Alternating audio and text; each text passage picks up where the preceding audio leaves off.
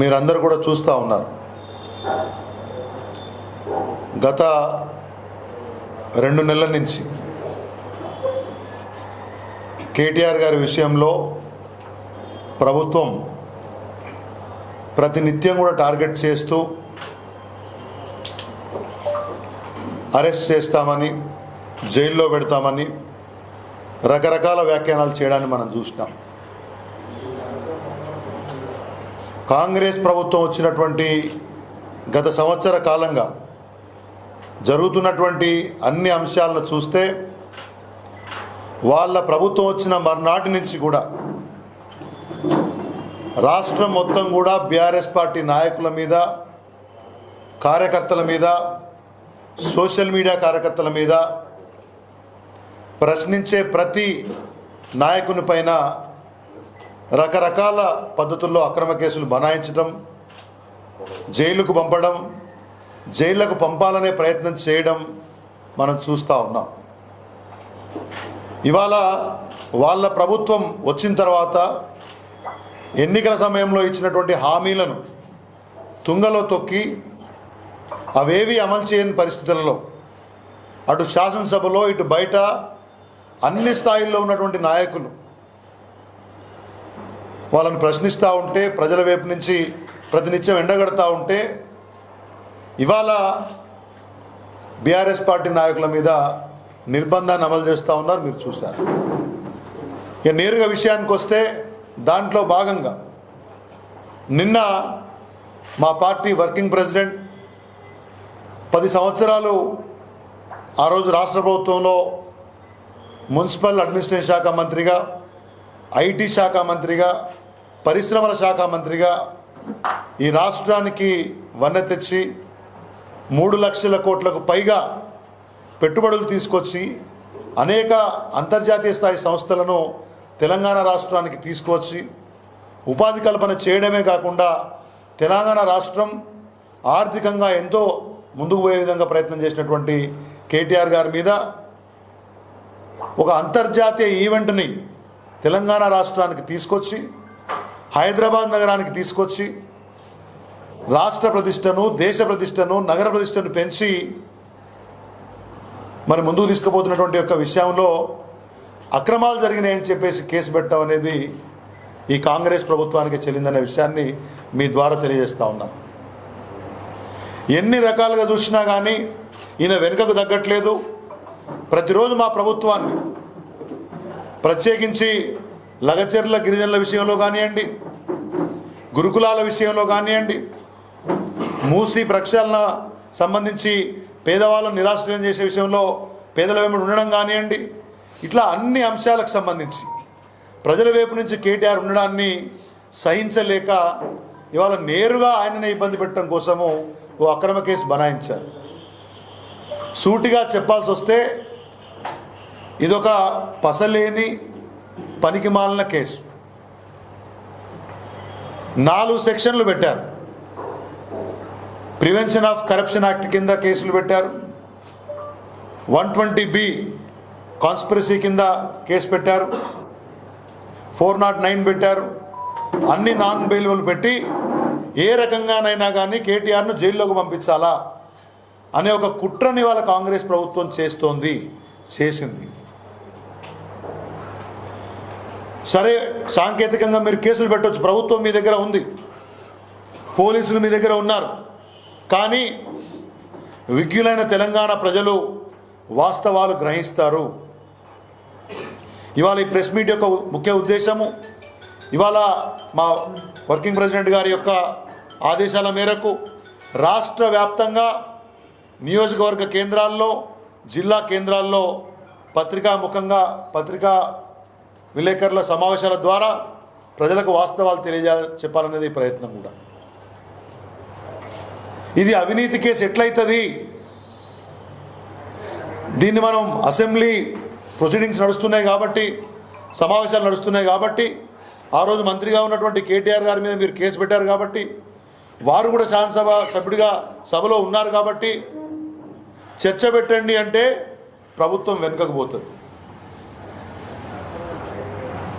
ఒక ప్రభుత్వ రంగ సంస్థ నుంచి అగ్రిమెంట్ చేసుకొని అంతర్జాతీయ స్థాయి ఈవెంట్ వస్తే ప్రభుత్వం నేరుగా హెచ్ఎండిఏ ద్వారా ఆ సంస్థకు డబ్బులు ట్రాన్స్ఫర్ చేస్తే ఆ సంస్థ కూడా డబ్బులు ముట్టినాయి అని చెప్పిన తర్వాత ఇది అవినీతి ఎట్లవుతుంది అని ప్రశ్నిస్తే ప్రభుత్వం సమాధానం చెప్పదు.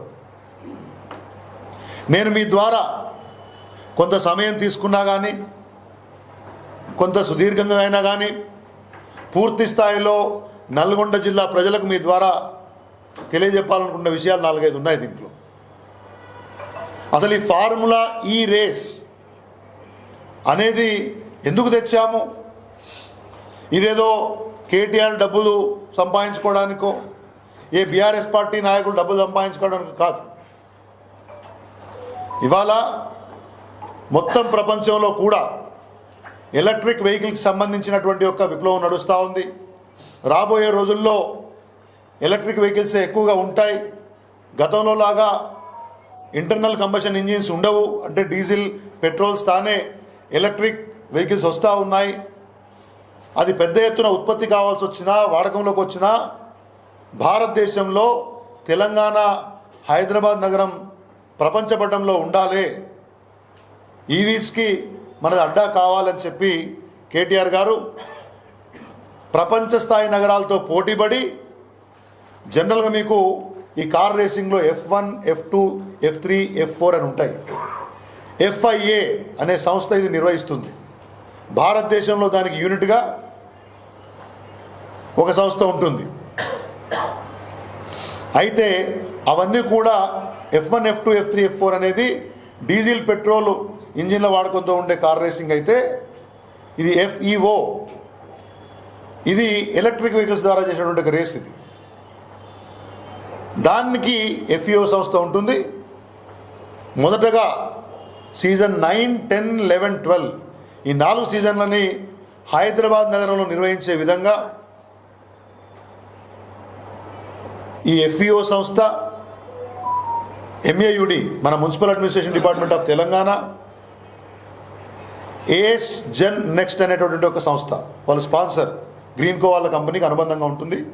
ఈ 3 ట్రైపార్టైట్ అగ్రిమెంట్లో తొలి రేస్ నిర్వహించారు. ఆ రోజు ప్రభుత్వం ఒక ఫెసిలిటేటర్గా ఉంది. అంటే ఇన్ఫ్రాస్ట్రక్చర్ అనుకోండి, రేస్కి కావాల్సిన ట్రాక్ వేయడం కానివ్వండి, అది చేసినారు. కేటీఆర్ గారి ప్రత్యేక చొరవతో ఈ రేస్ వచ్చింది. అయితే రెండో రేస్ వచ్చే వరకు ఎవరైతే స్పాన్సర్గా ఉన్నటువంటి AS జెన్ నెక్స్ట్ అనే సంస్థ ఉందో వాళ్ళు మేము చేయలేము అని చెప్పి ఆ FEOతో వాళ్ళకు వచ్చిన కొన్ని ఇబ్బందుల ద్వారా చెప్తే, చివరి మూమెంట్లో ప్రభుత్వమే స్పాన్సర్గా వ్యవహరించి దేశ ప్రతిష్ట, రాష్ట్ర ప్రతిష్ట, హైదరాబాద్ నగర ప్రతిష్ట దెబ్బతినకూడదు, ఈ రేస్ కంటిన్యూ కావాలి, తద్వారా మన పర్పస్ ఏదైతే ఉందో ఎలక్ట్రానిక్ వెహికల్స్ పాలసీకి సంబంధించి తెలంగాణ రాష్ట్రం బ్రహ్మాండంగా ముందుకు పోవాలనే ఒక ఆలోచన ఏదైతే ఉందో అది కంటిన్యూ కావాలి అనే ఆలోచనతో కేటీఆర్ గారు ఈ 2వ సీజన్కి సంబంధించి MAUD తరపున ప్రభుత్వమే స్పాన్సర్గా HMDA హైదరాబాద్ మెట్రో డెవలప్మెంట్ అథారిటీని స్పాన్సర్గా చేశారు. చేసినప్పుడు ఆ సంస్థతో ఒప్పందం కుదుర్చుకునే భాగంలో 55 కోట్ల రూపాయలు వీళ్ళు చెప్పినట్లు 44,88,00,000, అది కాక ఒక 8 కోట్లు అదర్ ట్యాక్సెస్ అన్నీ కలిపి దగ్గర 54,88,00,000 పైగా, రౌండెడ్ టు 55 crores. దీన్ని 2 విడతలుగా ఈ FEO ఫార్ములా ఈ ఆపరేషన్ సంస్థకి ట్రాన్స్ఫర్ చేశారు. అయితే ప్రభుత్వం ఏం చెప్తుంది, దీంట్లో మీరు ప్రాసెస్ ఫాలో కాలేదు, 10 కోట్లు దాటితే క్యాబినెట్ అనుమతి కావాలి, మీరు foreign exchange management act FEMA అని ఉంటుంది, బయట దేశాలకు డబ్బులు ట్రాన్స్ఫర్ చేసినప్పుడు దాని ప్రకారం చేయాలి కాబట్టి అది చేయలేదు, అది తప్పు చేశారు, ఉద్దేశపూర్వకంగా ట్రాన్స్ఫర్ చేశారు, ప్రభుత్వ అనుమతులు లేకుండా చేశారు కాబట్టి కుట్ర చేశారని చెప్తుంది. ఒకవేళ క్యాబినెట్ అనుమతులు లేవనుకుంటేనో, FEMA నిబంధనలు పాటించలేదనుకుంటేనో అది ప్రొసీజరల్ ల్యాప్స్ అవుతుంది. అంటే ప్రభుత్వం యొక్క బిజినెస్ రూల్స్ ఉంటాయి, ఎట్లా ఒక అనుమతి ఇవ్వాలి, ఎట్లా ఒక ట్రాన్సాక్షన్ చేయాలనే విషయానికి సంబంధించి ఏమైనా అవకతవకలు ఉంటే అది ప్రొసీజరల్ ల్యాప్స్. కానీ అది అవినీతి ఎట్లా అవుతుంది? ఇప్పుడు నేను మా మల్లికార్జున రెడ్డి గారికి ఏదైనా ఒక ఫేవర్ చేసి ఓ 10 కోట్లో 20 కోట్లో తీసుకున్నా అనుకోండి ప్రభుత్వంలో ఉండి, అది అవినీతి. లేదు పలానా మిత్రుడికి సంబంధించిన కంపెనీకి ఏదన్నా నీకు ఇది నాకు అది పద్ధతిలో ఫిట్ ప్రోకో చేసిరనుకోండి, అది అవినీతి. పోనీ ఈ 55 కోట్ల రూపాయలు ట్రాన్స్ఫర్ చేసింది ఈ ఎఫ్ఈఓ సంస్థకు పోలేదు, ఇంకెవరికో ట్రాన్స్ఫర్ చేసినారు అంటే అది అవినీతి అవుతుంది. కానీ అంతర్జాతీయ స్థాయి సంస్థ ఏదైతే అగ్రిమెంట్ ఉంది దానికి డబ్బులు పోయినాయి, ఆ చైర్మన్ ఎవరైతే ఉన్నారో చీఫ్ ఆఫ్ ఆపరేషన్స్ ఆయనే కాంగ్రెస్ ప్రభుత్వం వచ్చిన తర్వాత రేవంత్ రెడ్డి గారిని కలిసి, అయ్యా మరి అప్పుడు ప్రభుత్వం అగ్రిమెంట్ చేసుకుంది, మరి మీ పరిస్థితి ఏంటి అని చెప్తే అది విన్నాడు, బ్రహ్మాండంగా ట్వీట్లు రాసుకున్నారు. ఆయన కన్ఫర్మ్ చేశాడు లెటర్లో వచ్చిన చీఫ్ ఆఫ్ ఆపరేషన్స్, ఆ డబ్బులు మాకు వచ్చినాయని. ఒకసారి ప్రభుత్వం నుంచి అక్కడ డబ్బులు ముట్టిన తర్వాత ఇంకా అవినీతి ఎక్కడుంది? ఇదే విషయాన్ని బీఆర్ఎస్ పార్టీ ప్రశ్నిస్తోంది.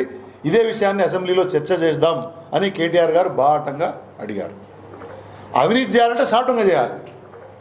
నేటుగా ఎవరైతే మినిస్టర్ ఉన్నారో కేటీఆర్ గారు ఆయనే బాజాప్తా నేనే సంతకం పెట్టినా, నేను చెప్తేనే అరవింద్ కుమార్ అంటే ఆయనే ఈ డబ్బులు ట్రాన్స్ఫర్ చేయడం కోసం ఫెసిలిటేట్ చేసినంటే ఆయన స్పెషల్ చీఫ్ సెక్రటరీ కన్సర్న్ ఆ రోజున. అదేవిధంగా ఈ అగ్రిమెంట్ చేసుకోవడానికి హెచ్ఎండిఏ మెట్రోపాలిటన్ కమిషనర్ కూడా ఆయనే అదే హోదాలో ఉన్నారు, అది చేసిండ్రు. మరి ఇది ఎట్లా అవినీతి ఏంటంటే కాంగ్రెస్ పార్టీ దగ్గర సమాధానం ఉండదు. లేలే ఇది మీ ఇంట్లో పైసలా, ఎవరైనా ఇంట్లో పైసలు చేస్తారా? దీంట్లో రాశారు 10 పేజీల ఈ ఎఫ్ఐఆర్లో పదే ఫ్రాడ్యులెంట్ ఇంటెన్షన్ అని రాశారు. మోసపూరిత ఉద్దేశం ద్వారా చేశారు. మోసపూరిత ఉద్దేశం ద్వారా చేస్తే దాచుకొని చేస్తాము. కేటీఆర్ ఉద్దేశం నేను చెప్పాను మీకు క్లియర్గా. ప్రపంచ పటంలో హైదరాబాద్ నగరం ఉండాలి, ఈవీ పాలసీలో బెహతర్గా ఉండాలి అనే విషయాన్ని. ఇక రెండో విషయం చెప్తారు ఏమంటే ఫారిన్ ఎక్స్చేంజ్ రూల్స్ పాటించలేదు. ఇప్పుడు మంత్రిగా కేటీఆర్ గారు పాలసీ డెసిషన్ తీసుకుంటారు. హెచ్ఎండిఏ ద్వారా తెలంగాణ ప్రభుత్వం అగ్రిమెంట్లో ఎంటర్ అయితే 2 విడతలుగా డబ్బులు చెల్లించాల్సి వస్తే చెల్లించండి అని చెప్తారు. కానీ ఆ కార్యక్రమాన్ని నిర్వహించేది ఎవరు? స్పెషల్ చీఫ్ సెక్రటరీ గారు, హెచ్ఎండిఏ యంత్రాంగం. ఇండియన్ ఓవర్సీస్ బ్యాంక్ ద్వారా డబ్బులు మనం ట్రాన్స్ఫర్ చేసినాం. ఇండియన్ ఓవర్సీస్ బ్యాంక్ యొక్క యంత్రాంగం ఆ యొక్క రూల్స్ అండ్ రెగ్యులేషన్స్ని అబ్జర్వ్ చేయాలి. అది కూడా కేటీఆర్ఏ తప్పు చేసినట్టు దీంట్లో పొందుపరిచే ప్రయత్నం చేసినారు. అంటే ఉద్దేశము తప్పు కాదు, అవినీతి జరగలేదు కాబట్టి ఇది అవినీతి కేసు కిందకి రాదు అని చెప్పి బీఆర్ఎస్ పార్టీ ఇవాళ మీ ద్వారా ప్రజలకు తెలియజేసే ప్రయత్నం చేస్తూ ఉన్నాం. ఉద్దేశపూర్వకంగా నిర్బంధం చేసే ప్రయత్నం చెప్తే మరొకటి కాదని చెప్తా ఉన్నాం. మళ్ళొకటి ఏం చెప్తారు, ఆ కంపెనీ 100 కోట్లే రాలేదని చెప్పేసి వద్దంటే మరి గవర్నమెంట్ ఎందుకు పెట్టాలి అని చెప్తారు.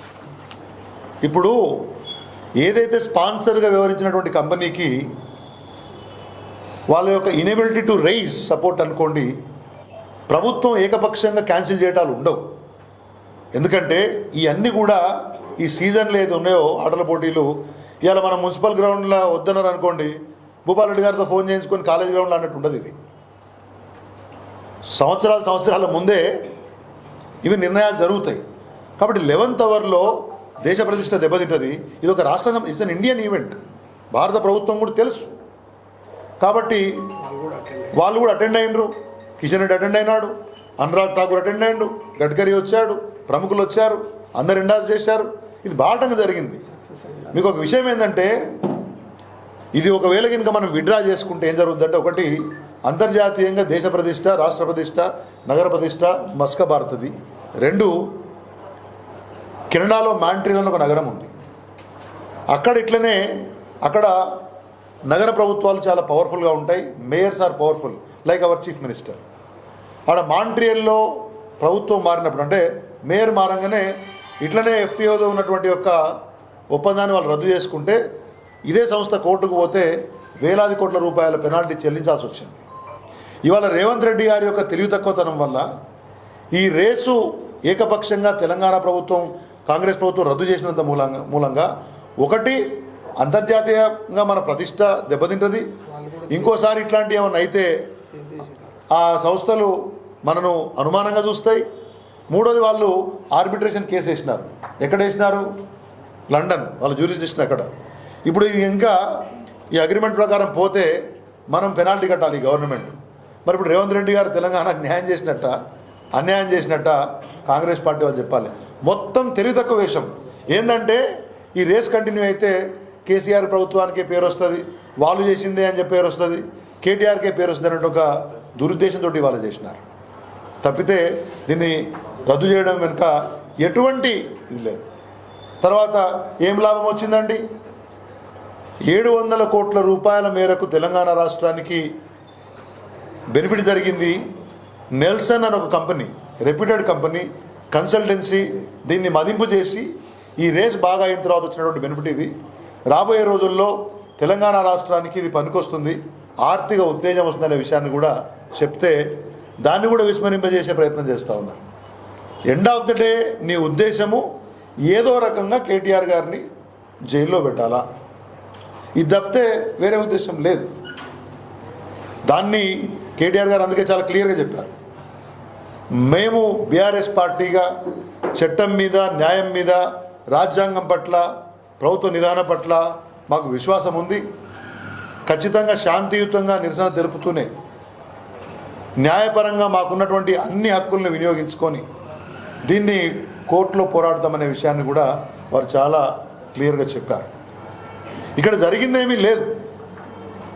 హెచ్ఎండిఏ ఇది గవర్నమెంట్ ఆర్గనైజేషన్, డబ్బులు పోయింది అంతర్జాతీయ ఒక ఆర్గనైజేషన్. మీకు ఇంకో విషయం కూడా చెప్పాలి. ఈ రేస్ క్యాన్సిల్ అయినప్పుడు ఇట్లాంటి అంతర్జాతీయ ఈవెంట్స్ వచ్చినప్పుడు ఏం చేస్తారంటే జనరల్గా ఏ సంస్థకైతే ఈ ఈవెంట్ అఫిలియేట్ అయి ఉంటుందో, FEO ఉంది కదా, వాళ్లకు భారత ప్రభుత్వం అంటే మనం ఇప్పుడు తెలంగాణ రాష్ట్ర ప్రభుత్వం నోడల్ ఏజెన్సీ హెచ్ఎండిఏ కాబట్టి ఫీజు కట్టాల్సి వస్తుంది. మన అఫిలియేషన్ ఫీ ₹1 కోటి పైగా మనం పర్మిషన్ ఫీజు కట్టినాం. ఈ రద్దు చేసింది కాబట్టి వాళ్ళు నియత్గా ఆ FEO వాళ్ళు ఇక్కడ ఉన్నటువంటి ఇండియన్ యూనిట్ ఉంది వాళ్ళకి పంపించారు. వాళ్ళకి పంపిస్తే వాళ్ళు తెలంగాణ ప్రిన్సిపల్ సెక్రటరీ ఇప్పుడు ఆయనకు దానకిషోర్ గారికి లెటర్ రాశారు. మీ ఫీజు మీరు రద్దయింది కాబట్టి ఈవెంటు, మీ ఫీజు మీరు తీసుకొని పోండి అని చెప్తే ఇక్కడి నుంచి రాతకోతలు చేస్తలేరు. ఎందుకంటే ఆ పైసలు వచ్చేస్తే దీంట్లో ఇంకేదో తప్పు ఉందని చూపించడానికి ఏం ఆస్కారం దొరకదు కదా. ఇదొక రకమైనటువంటి నాటకం చేస్తూ ఉంటారు. నాకు తెలిసి నేను ఎవరిని అవమానపరచాలని కాదు, కానీ అసలు ఈ కాంగ్రెస్ ప్రభుత్వానికి ఇదొక డీటెయిల్డ్ అప్రోచ్ దీని గురించి తెలవడం కానీ, చాలామంది ఏం మళ్ళీ మేము చర్చలుగా ఒకటి పోతే ఎంత అధ్వానంగా మాట్లాడతారంటే ఫార్ములా ఈ రేస్ తోటి ఏమొస్తుంది, అసలు అంతర్జాతీయ ఈవెంట్ హైదరాబాద్ ఏం కావాలి. ఇప్పుడు మన దగ్గర మేమందరం చూసుంటాం, అంతర్జాతీయ ఇంటర్నేషనల్ ఫిల్మ్ ఫెస్టివల్స్ అవుతాయి. మన గవర్నమెంట్ ఉన్నప్పుడు కాన్ఫరెన్స్ ఆఫ్ పార్టీలని అంతర్జాతీయంగా వాతావరణ పరిస్థితుల మీద పెద్ద ఈవెంట్ అయింది. కొన్ని ఈవెంట్లు ఇవాంకా ట్రంప్ గారు వచ్చారు. మొన్న రేవంత్ రెడ్డి గవర్నమెంట్ వచ్చిన తర్వాత కూడా ఏదో గ్లోబల్ అని ఒకటి కాన్ఫరెన్స్ పెట్టారు. మరి అదేవిధంగా ప్రతిసారి 26 జనవరికి, ఆగస్టు 15కు మనం ఏదో ఒక దేశానికి సంబంధించినటువంటి ఒక అధ్యక్షున్నో ప్రధానినో పిలిచి జెండా ఎగరేస్తాం. అంటే వాళ్ళు రాబోతే మనం జెండా ఎగరేయమా? అంటే ఏమైనా కొద్దిగా ఇంగిత జ్ఞానం ఉండి మాట్లాడాలి కదా. భారతదేశ ప్రతిష్ట ఎట్లా పెరుగుతుంది? ఇటువంటి బ్రహ్మాండమైన ఈవెంట్లు ఒక నగరానికి వస్తే గ్లోబల్ లీడర్స్, మేజర్ ఆర్గనైజేషన్స్, పెట్టుబడిదారులు ఆ నగరం వైపు చూస్తారు. ఆ ప్రభుత్వం యొక్క శక్తి సామర్థ్యాలు, అక్కడ ఆ స్థాయిలో అంతర్జాతీయ స్థాయిలో ఇన్ఫ్రాస్ట్రక్చర్, మౌలిక వసతులు డెవలప్ చేసే శక్తి ఉన్న విషయాన్ని వాళ్ళందరూ చూస్తారు. They will experience it. Accordingly మన రాష్ట్రానికి, దేశానికి కావాల్సిన బెనిఫిట్స్ వస్తాయి. అది విస్మరించి అదేదో కేటీఆర్ ఇంట్లో ఆయన వ్యక్తిగత అవసరం కోసం చేసినట్లు మాట్లాడే ప్రయత్నం చేస్తూ ఉన్నారు. ఉద్దేశపూర్వకంగా